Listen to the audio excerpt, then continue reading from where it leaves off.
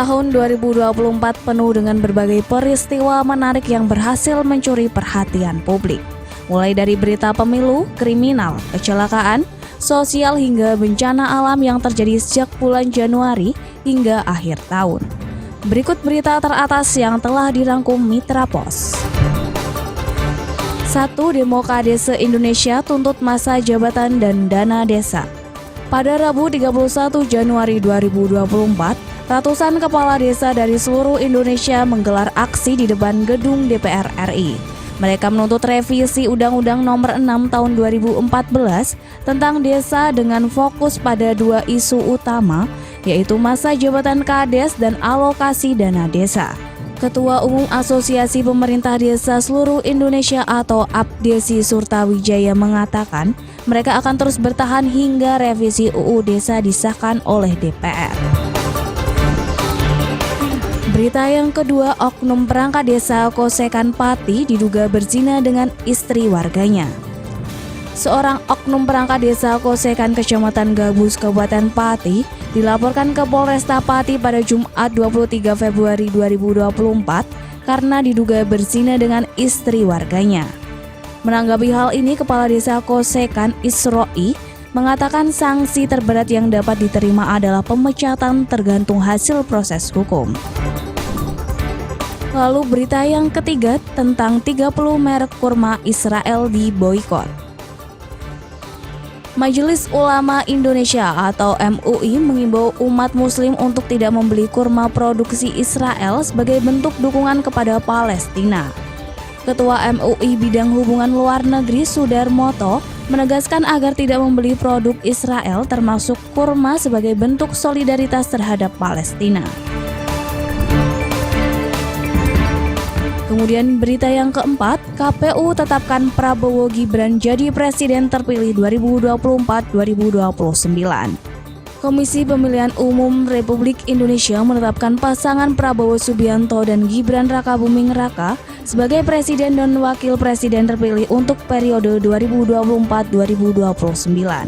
Prabowo Gibran meraih suara 96.214.691 suara atau 58,59% dari total suara sah nasional, serta memenuhi syarat 20% suara di setiap provinsi di Indonesia. Berita kelima, balita di Sidoarjo tewas terlindas mobil.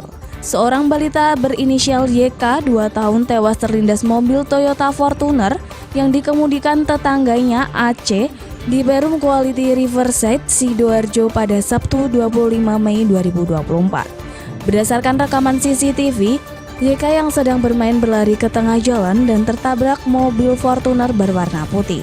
Aceh melanjutkan perjalanan meski YK terjerat di bawah mobil.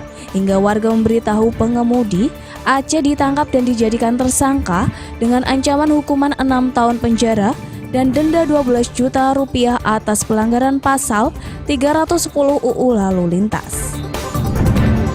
Lalu berita yang keenam, bos rental mobil asal Jakarta tewas di amuk massa di Sukolilo, Pati. Bos rental asal Jakarta BH 52 tahun tewas dikeroyok massa yang mengira dirinya maling saat hendak mengambil mobil miliknya di Duku Soko, Pati, Kamis 6 Juni 2024.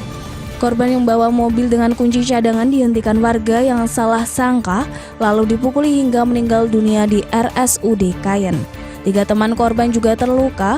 Polisi telah mengamankan 2 warga setempat untuk diperiksa terkait pengeroyokan ini. Berita yang ketujuh, warga Bogo Tanjung keluhkan keberadaan kandang ayam. Warga Dukuh Bogo Rame Desa Bogo Tanjung Pati mengeluhkan bau tak sedap dan lalat dari kandang ayam petelur dekat pemukiman mereka. Keberadaan kandang tersebut dianggap mengganggu lingkungan dan berpotensi menimbulkan masalah kesehatan. Warga telah mengajukan surat keberatan kepada PJ Bupati Pati, Satpol PP, DPM PTSP, dan DLH untuk tindak lanjut.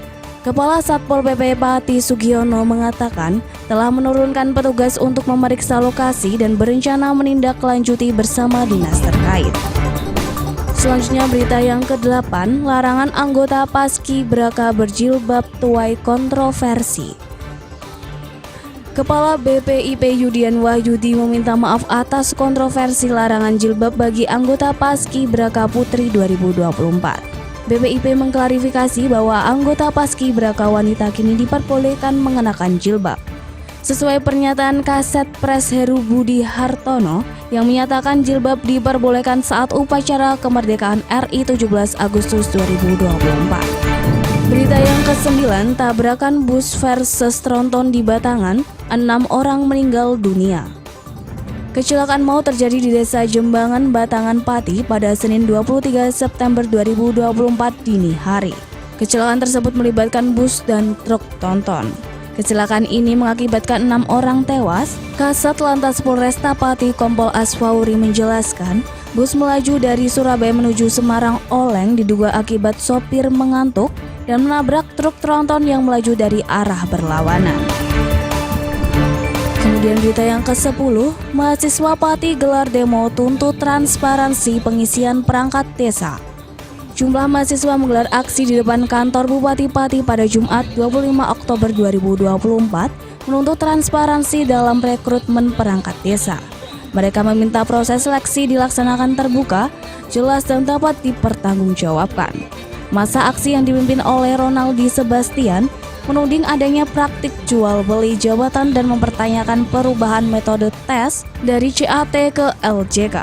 Mereka juga menolak nepotisme dan kolusi, mendesak investigasi independen, serta mendukung seleksi berdasarkan meritokrasi. 11. Demo sambil bawa uang, warga Tawangharjo Wedari Jaksa minta kadus terpilih dilantik. Warga desa Tawangharjo Wedari Jaksa Pati menggelar demo di Balai Desa menuntut pelantikan kadus Tapen terpilih Slamet Riyadi.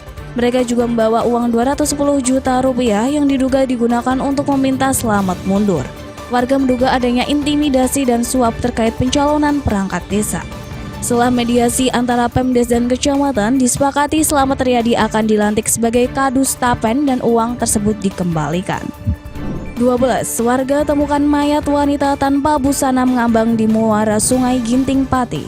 Pada Selasa 17 Desember 2024, sekitar pukul 00.15 waktu Indonesia Barat, Ketua RT Desa Kembang menerima laporan dari seorang pencari ikan tentang temuan mayat mengapung di muara Sungai Ginting. Setelah menemukan mayat wanita tersebut, Ketua RT bersama warga menariknya ke daratan. Laporan kemudian disampaikan ke perangkat desa dan diteruskan ke Polsek Duku Seti. Polisi bersama TNI dan relawan mengevakuasi mayat tanpa busana tersebut untuk identifikasi dan autopsi di RSUD RAA Suwondo Pati.